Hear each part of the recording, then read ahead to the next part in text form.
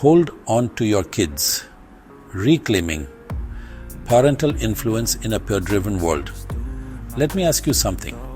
How many times have you felt like you were talking to a brick wall when trying to talk to your own child? You know what I'm talking about? That blank stare, that dismissive shrug. It's like they're not even hearing you, right? And then they turn around and hang on to every word their friend says. It's enough to make you wonder who's really raising your kids these days. You see it everywhere. Kids glued to their phones, consumed by social media, their lives dictated by the whims and whispers of their peer group. It's like they're living in a different world, a world where your values, your guidance, your hard-earned wisdom, it just doesn't seem to get through. But here's the thing, you're not alone. This isn't just happening in your house. This is a societal shift, a cultural phenomenon that's impacting families everywhere. And it's got serious consequences. That's why we're diving deep into this today. We're talking about why kids are so influenced by their peers, the dangers of peer orientation, and most importantly, how you can reclaim your rightful place as the guiding force in your child's life. We're going to give you the tools to reconnect with your child, strengthen that parent-child bond, and ensure they grow up with a strong sense of self and a solid moral compass. Let's get started. The shifting tides. Why peers trump parents in today's world? Look, the world has changed.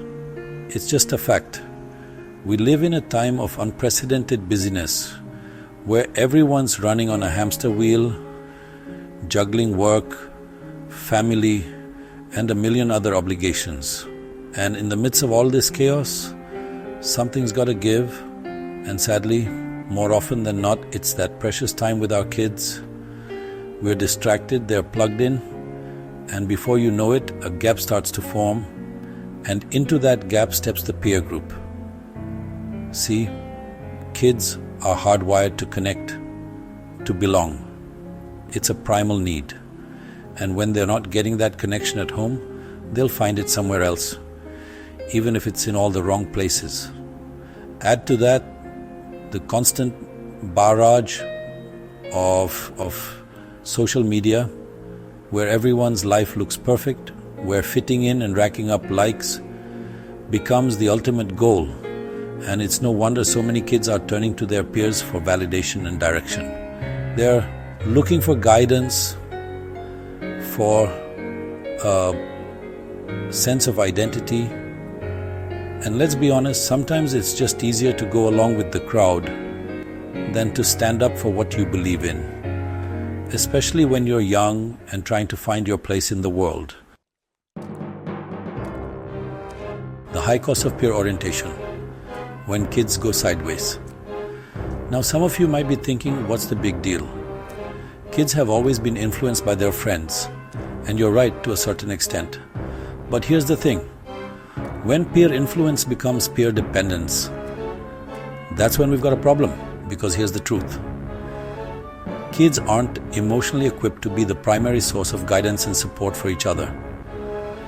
They're still figuring things out themselves, and when kids become overly reliant on their peers, when their sense of self-worth is tied to the approval of their friends, it can be a recipe for disaster. We're talking about everything from academic problems to risky behavior, difficulty forming healthy relationships, low self-esteem, the works.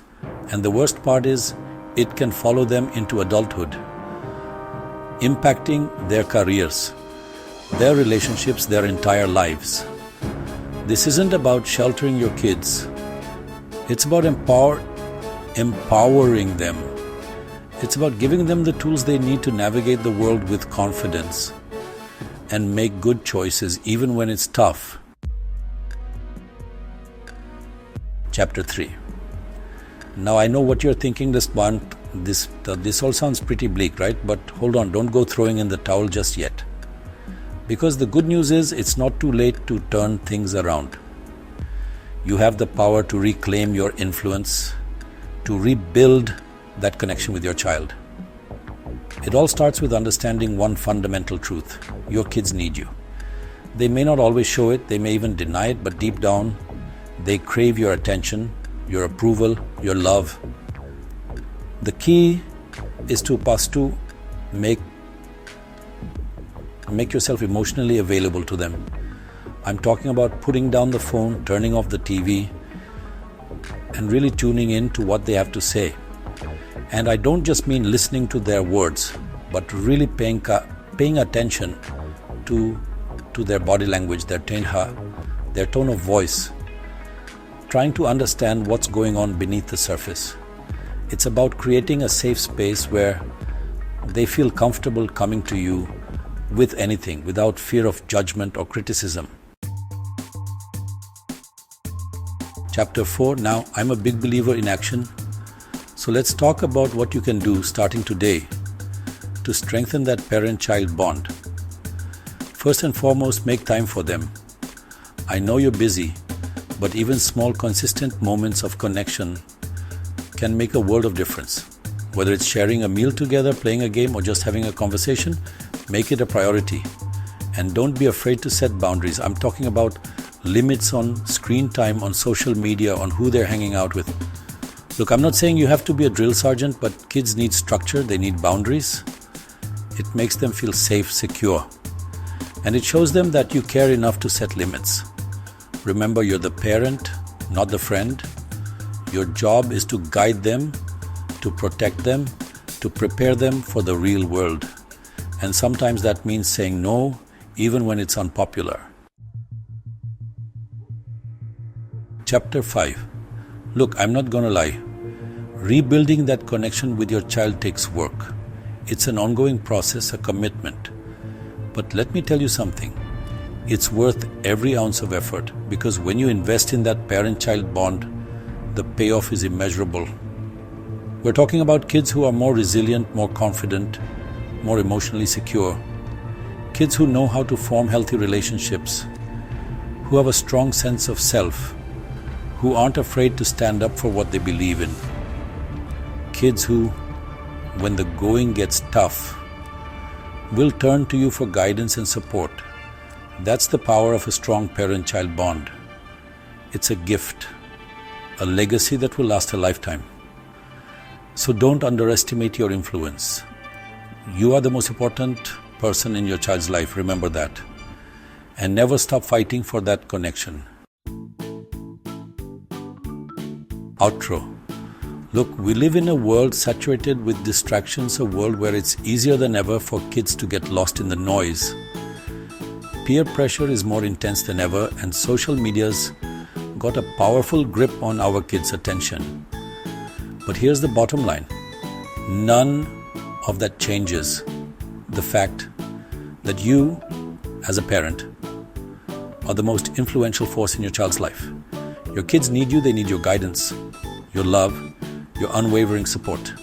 They need you to be present, to listen without judgment, and to provide a safe and loving environment where they can thrive.